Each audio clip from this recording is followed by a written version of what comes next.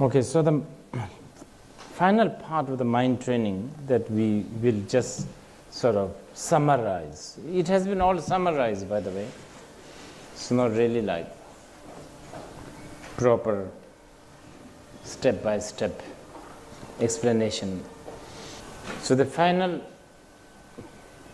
thing that we are going to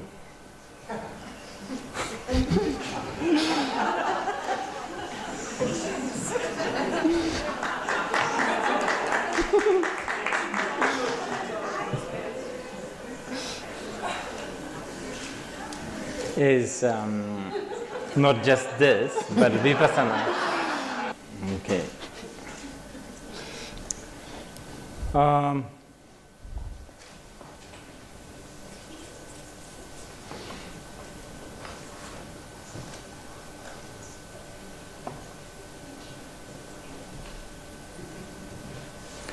Vipassana and okay, the vipassana is like the, what do you call it?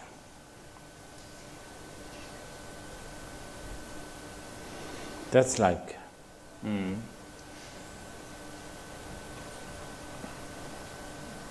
the ultimate mind training. You know, I was talking this morning, shift.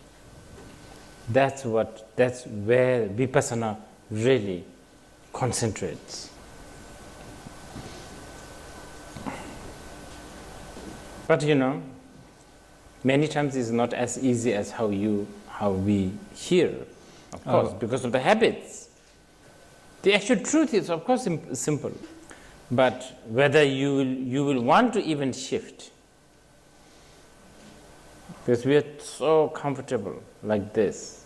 We have never shifted before. And many times when other people who have shift a little bit, when they talk, we don't really believe what they are saying. Even if we believe, we get inspired, that's it.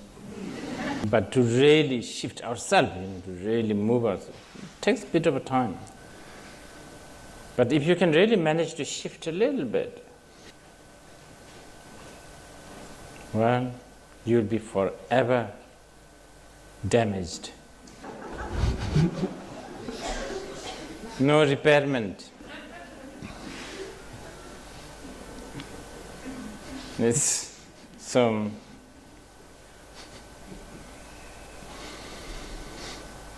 vipassana basically is a technique to shift. I mean, just think. If you discover your wife or husband whom you have been sleeping for past 40 years, let's say, and one night in a dim light you actually discover tail for a split moment. From then on your relationship is different. It's a bit like this, isn't it? You discovered something. So that's what it does. That's what vipassana does.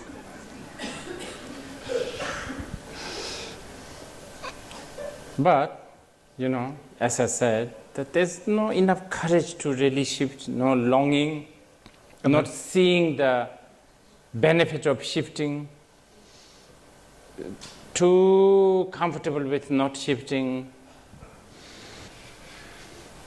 So for this, hearing, contemplation, what we are doing right now is actually good. Even this talk is good. I mean, you know, we need to discuss like that again and again and again. We need to basically poke holes in this sort of balloon, this sack of system that we are so used to. Even on the intellectual level, it's good.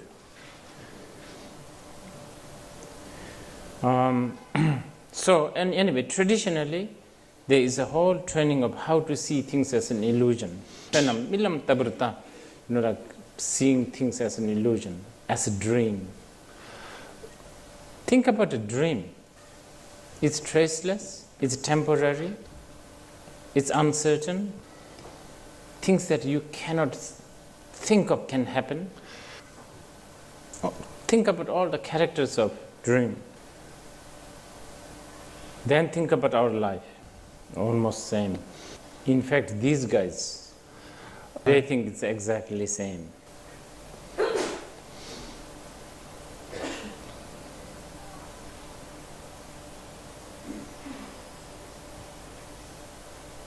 When we say things are like a dream, we are not negating or downgrading what's happening now. Oh, it's very alive, painful, vivid, tantalizing, unbearable, but completely uncertain. What we are going to think next thing, we don't know. What we are going to see in the middle of the night, we don't know.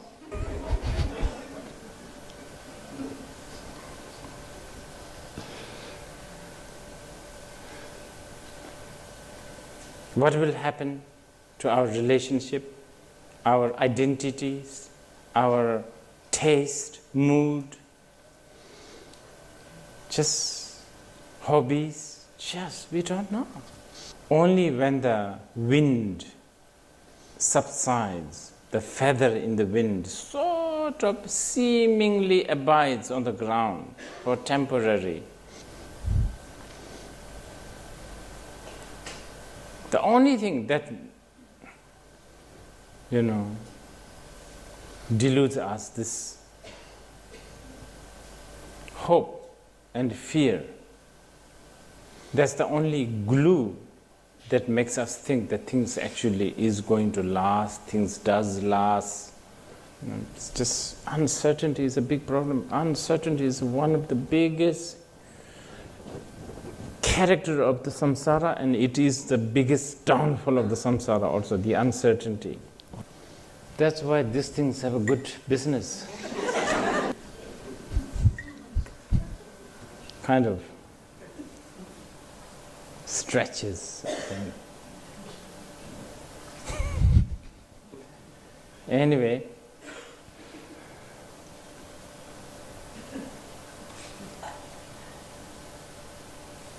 learning to see things as uncertain, things as,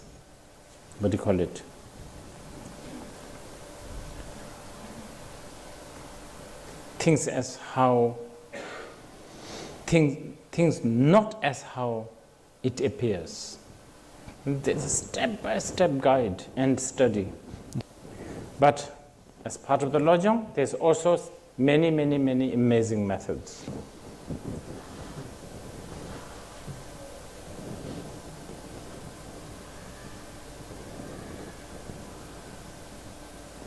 There are analytical methods, which let's do a few minutes. This time I will guide you, so just sit straight first.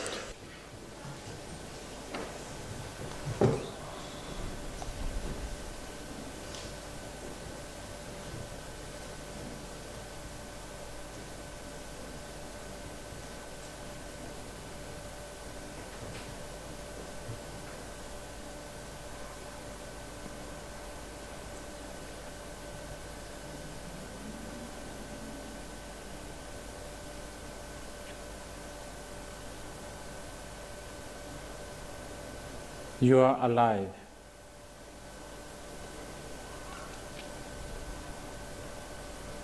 Because you are cognizing, you are being aware of things.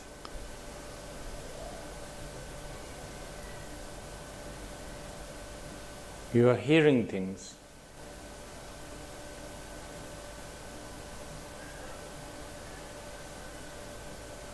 You are sensing things.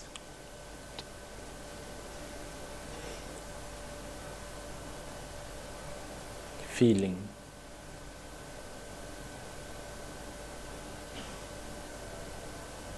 Thinking.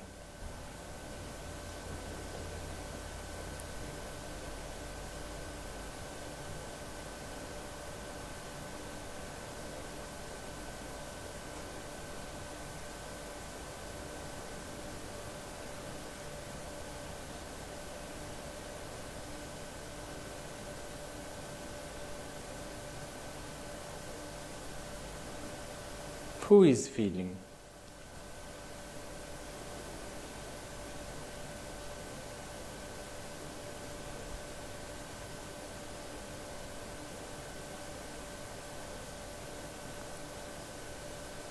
Who is it that is doing the hearing?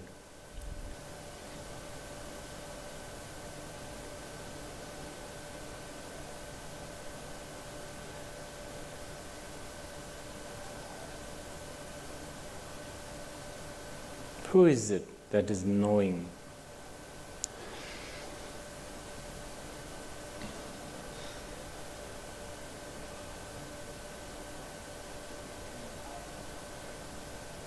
Where is it?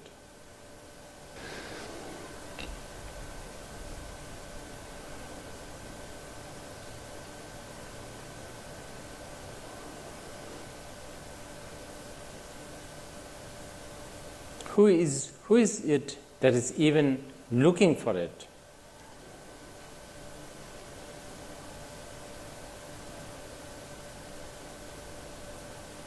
Who is it that is knowing that there is a knower?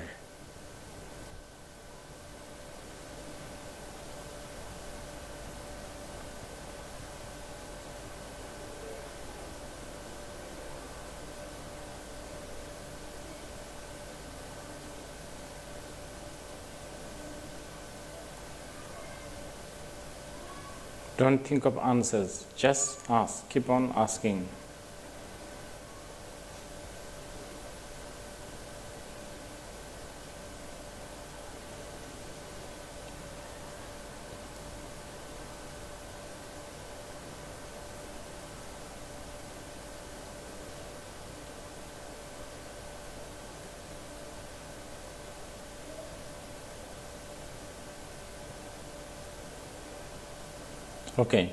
Okay, so this is just one way, one out of many ways. This is quite a safe way and quite a, I would say, really advisable one. All those people have emphasized those. Now there's another one. But before we go to this, maybe I'll let you ask some questions if you have.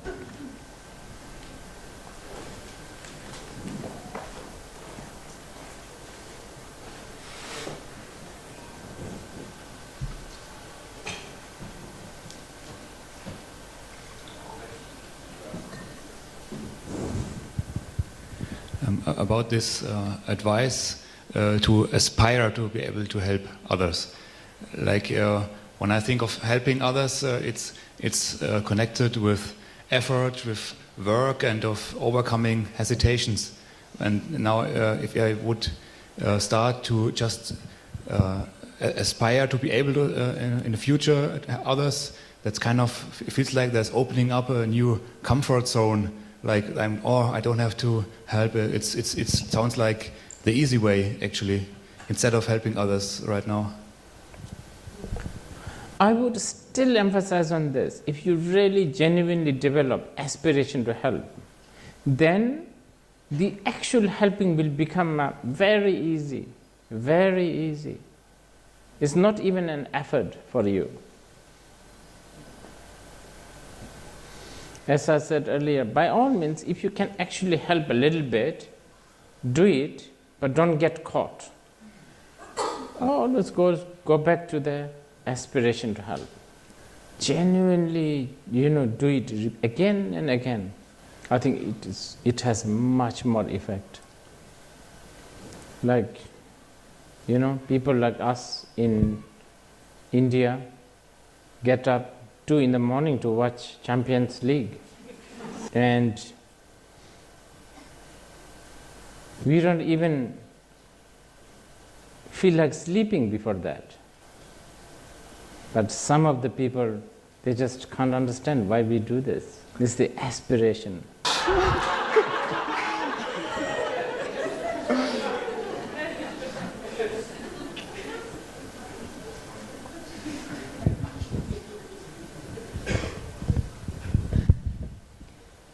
And Rinpoche, you are speaking all the time a lot about children and how to bring it near to children. And I was asking myself, how would you tell to a child what mind is? Because before you gave a very detailed explanation. Oh, so I was thinking more like just asking the question. Okay, so you would ask questions Yeah. or... Things like, you know, do you know you have a mind? Okay, Just that. okay, yeah, Nothing more. okay, thank you. Because the children are very difficult. I mean, you know, if they say something, then you are stuck. Yeah. I'm just thinking, you know, like now in, I don't know whether it's true in Europe, you know, like in many Asian countries like China, you know, all those places like Hong Kong, when children are asked, where does the water come from? They say, from the tap. So, it's very scary, you know, like, so I thought, you know, the children might forget because they play so many video games and, you know, that there's actually something called mind. So we are not just like a machine. I think that is a good foundation to really, then you can talk about kindness, love, okay. I have a. Oh, yeah. You talked about when you talked about forming the aspiration. You said that we should feel the aspiration that I alone save all beings. Yes. And I also know it from, for example, the 7-branch prayer from the Bhikshuni Sri tradition. They say, "May I become a leader of all beings." Yes. And I never quite understood this way of saying it. May I alone become the savior of all beings, and maybe I become a leader of all beings. It kind of seems too satisfying to the ego to think of it. But there must be a special purpose to that form. No, there's many things like that. It's using, you know, you remember earlier I was talking about how to bribe, how to, you know, there's so many things that there is in the mind training that uses the ego's tactic. It gives in a little bit, and then, you know, you do your own way things. It's like you have to create conspiracy theory amidst ego and wisdom. You know, you have to sort of make the ego think that it has won. Like, this is just to tease some of you here. Like, I think, you know, CIA, they make whole world believe that Julian Assange, is it?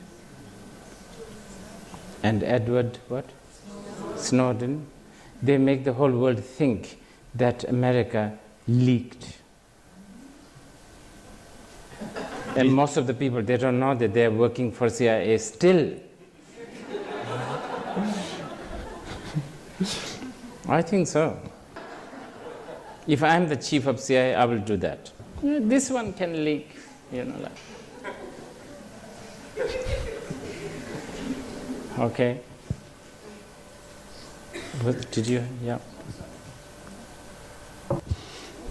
Hier, der Debbie.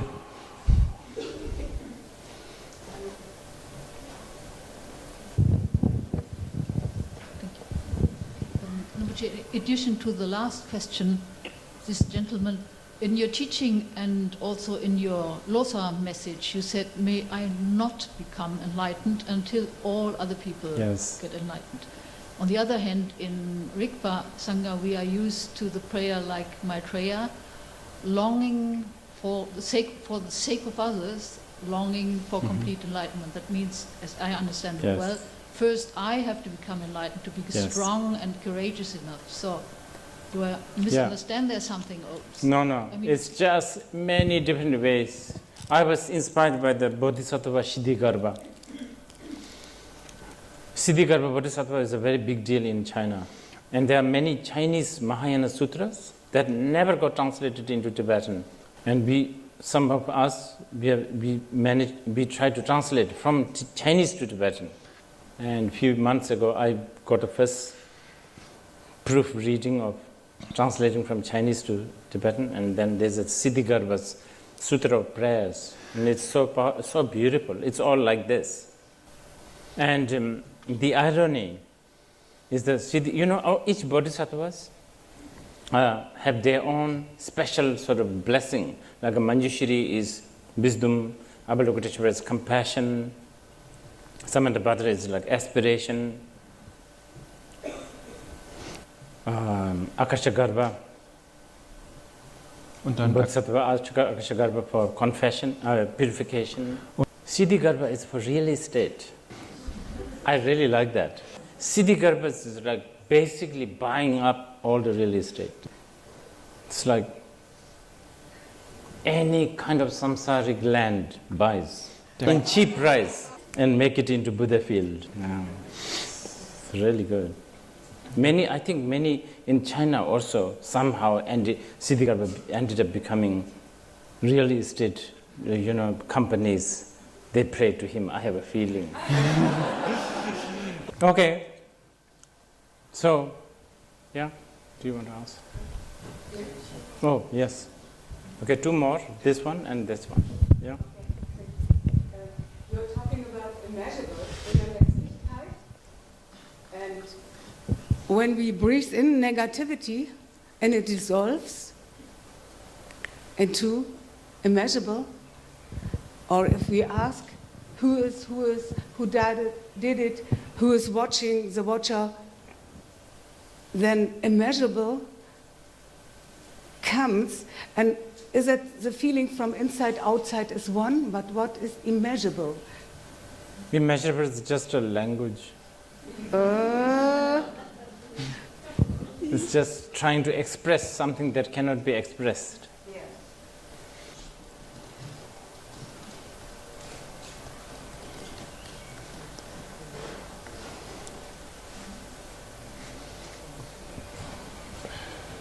A question from Düsseldorf, watching the stream. How to make the ego think it did win? How to make the ego think it did win? It win. Oh, I see. It did win. No, my favorite quotation.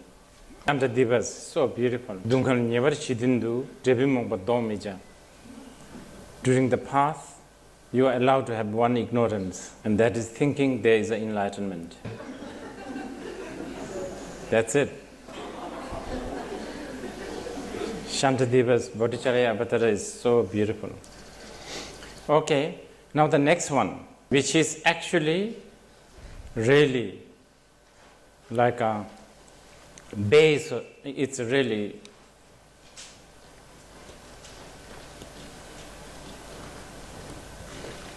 like this coming one, the technique is like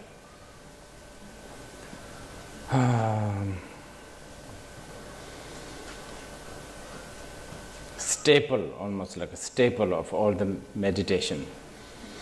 Staple, or it's the technique. Okay, as you have noticed, all this technique always has something to do with the sitting straight. Mainly because we are trying to develop a discipline. Oh yeah, you can do like this also. Of course, no problem if you are good at it.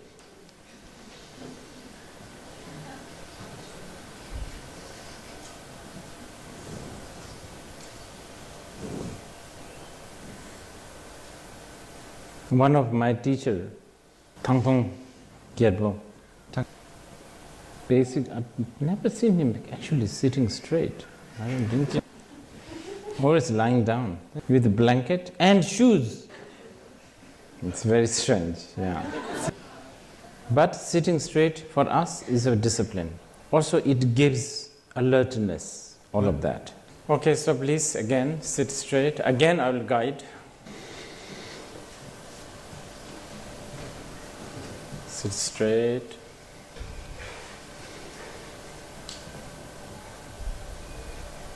No visualization.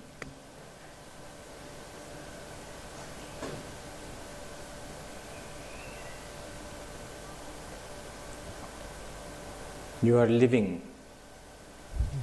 You are alive. You must be thinking something. You must be hearing something. You must be feeling something.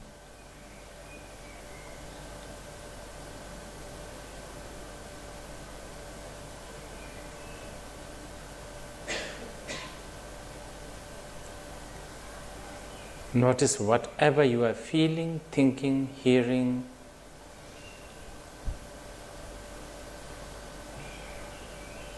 Just notice that.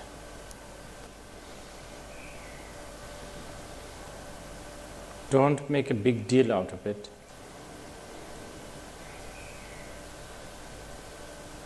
If it is a really bad thought, just notice. Don't try to correct.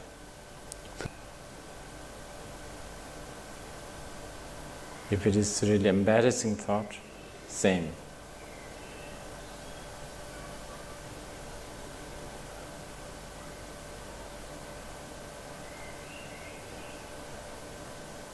If it is really amazingly good thought, don't get excited, just observe.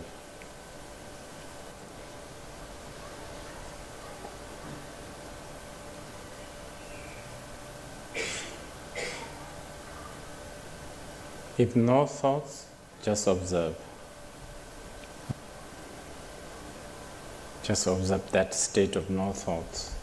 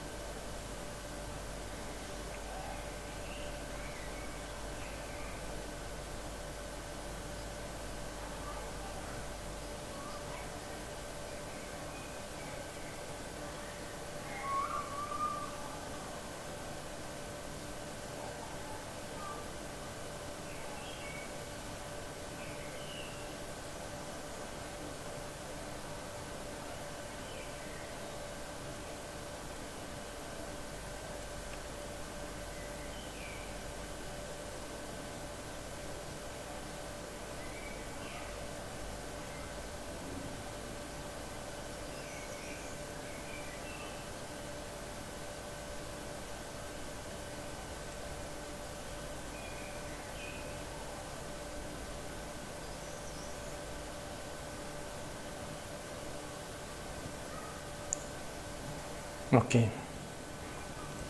that's one of the very popular and also very important one. Okay, so with this, the Lojong sort of briefing is finished.